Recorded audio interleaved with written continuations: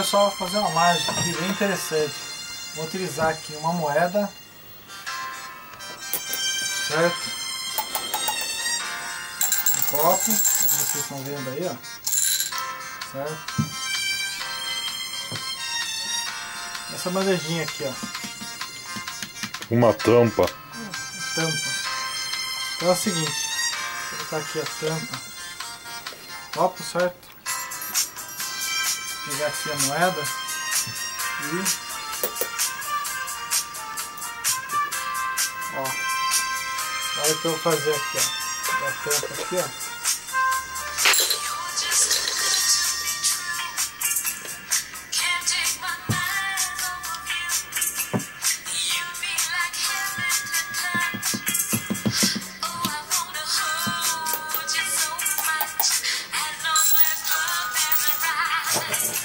Esse é o número de hoje. Se gostaram, posta aqui embaixo.